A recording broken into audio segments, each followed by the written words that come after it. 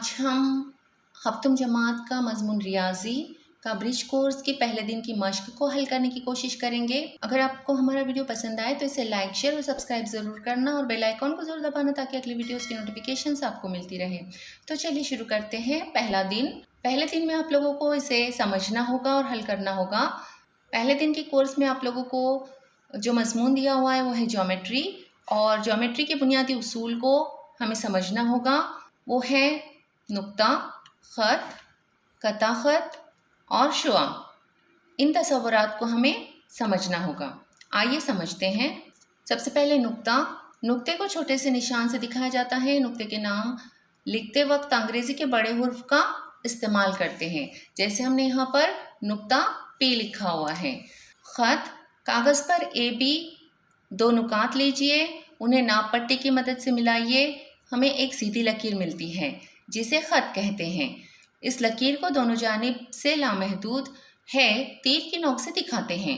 ख़त को अंग्रेज़ी के एक छोटे हुर्फ का ख़त पर वाक़ कोई भी 2 नुकात की मदद से ज़ाहिर करते हैं।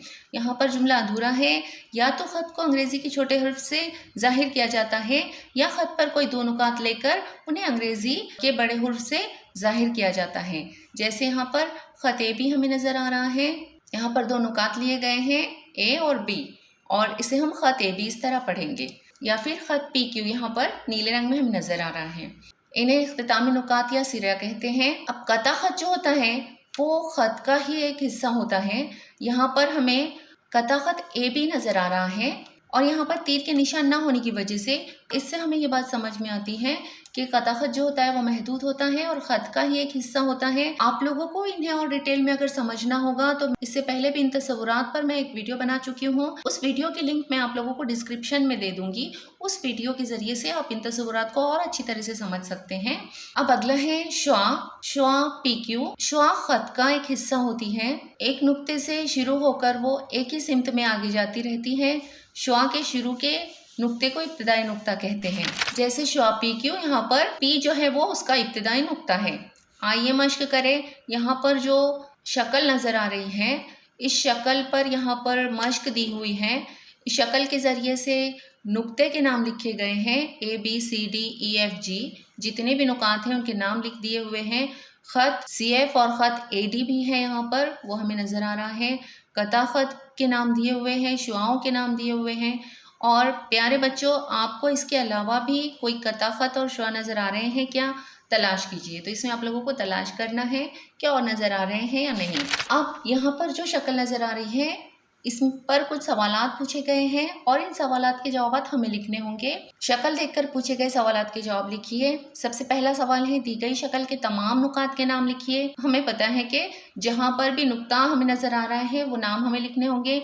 तो इस तरह से इसके नाम होंगे नुक्ता U, नुक्ता V, नुक्ता W, नुक्ता X, नुक्ता Y और नुक्ता Z। दूसरा सवाल है, शक्ल में दिखाए गए ख़त के नाम लिखिए। तो नाम इस तरह है, ख़त UW और ख़त XZ। तीसरा है, शक्ल में दिए हुए कता ख़त के नाम लिखिए। तो इसका जवाब इस तरह लिखना होगा, कता UV, कता VW, कता UW, कता XY, कता YZ और कता XZ। उसके बाद है सवाल नंबर 4, खाली जगह शुआओं के नाम लिखिए। यहाँ पर हमें शुआओं के नाम लिखने होंगे। तो इस तरह से हम शुआओं के नाम लिखेंगे, शुआ XU, शुआ YV और शुआ ZW। ये मेरी समझ में आ गया। नुक्ता, ख़त, कता ख़त और शुआ, इनका फ़र्क मुझे समझ में आ गया। इनके नाम पढ़ना और लिखना आ गया। तो आज इस वीडियो में बस इतना ही। उम्मीद है आप लोगों को ये सारी चीज़ें समझ में आ गई हैं। अगले वीडियो में फिर मिलते हैं। अल्लाह हाफिज़।